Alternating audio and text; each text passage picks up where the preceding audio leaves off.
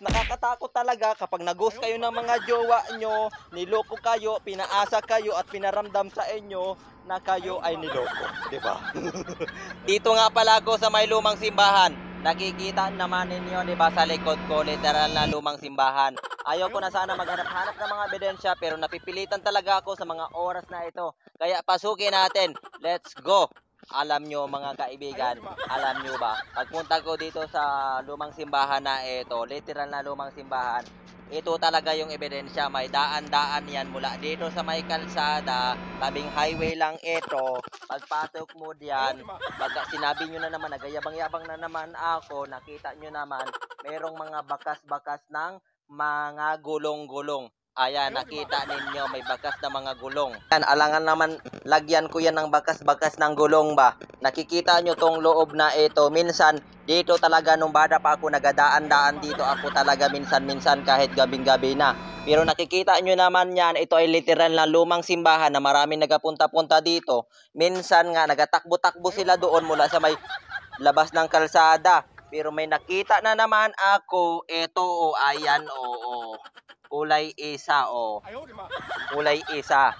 Ayan, may nagadaan-daan dito. Ayan o, ayan. Pag minsan nagadaan-daan kami ng ganyan dito, ayun, nakikita namin nakatambay-tambay dito at meron na nga akong ebidensya. At totoo lang, malapit ito sa bahay namin. Pero ngayon ko lang napuntahan dahil busy-busy ako magpunta sa malalayong lugar ba.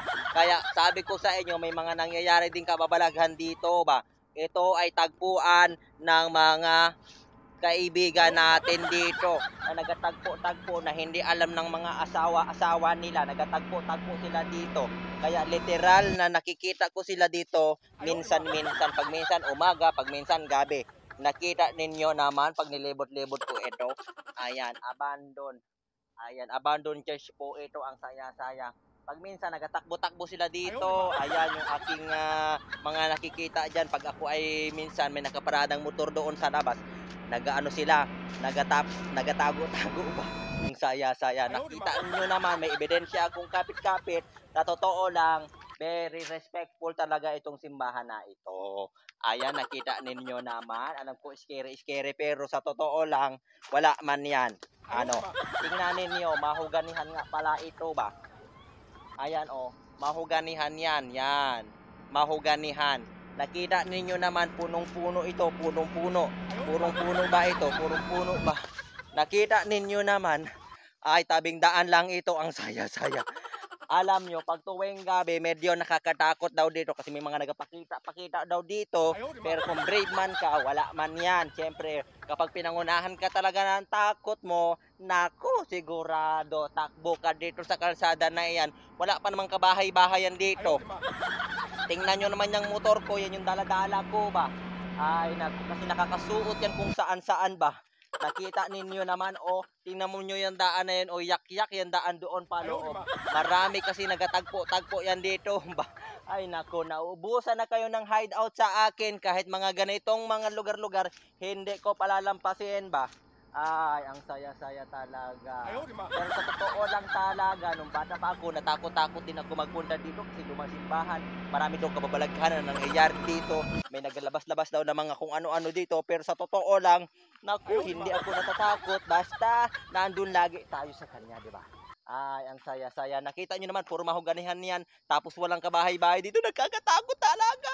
Pero mas nakakatakot kapag iniwang ka ng jowa mo, tapos wala ka namang ginawa, di ba? Wala ka namang ginawang masama, pero natakot ka na ipaglaban mo yung pag-ibig niya. Ang saya-saya talaga. Tingnan ninyo, may magadaan-daan na dito. Mag-isa lang dito. Ang tanging maririnig mo, kulisap at mga kirikit ba? Ay naku, tapos pag gabi, walang kadilim-dilim dito. Puro kaliwanag-liwanag lang. Pag minsan talaga, baligtad ang pag-iisip ng tao, ano? Ay naku, tingnan ninyo, lumang simbahan yan. Ito ang isa sa pinakamatandang lumang simbahan dito sa amin ba? Sa aming lugar ba? Nakita nyo naman, pagpasok-pasok nyo dito, may mga bulaklak-bulaklak pa yan dito ba?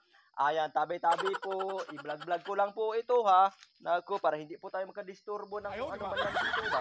Ayan, nakita ninyo ang saya-saya, di ba? May mga puno-puno na yan dito sa taas. Ayan, nakita ninyo. Pero mas nakakatakot talaga kapag nag-ghost kayo ng mga jowa nyo, niloko kayo, pinaasa kayo at pinaramdam sa inyo na kayo ay niloko, di ba? Ang saya-saya talaga. Naku, eto na, may magadaan-daan na dito. Nakita nyo, nagabay-bay-bay-bay sila dito. Ayan, obeles.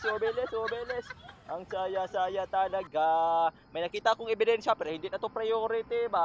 Ang importante, mabisita ko ito dahil kayo, hindi na nga nagaparamdam yung jowa nyo. Cold pa sa inyo, di ba? Oh, diretso.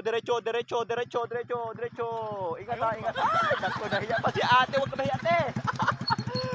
Ay, naku, ako ang nahiya sa inyo. Halata naman, di ba? But anyway, ang saya-saya lang sa pakiramdam na nandito ako sa lugar na ito at naitur ko kayo.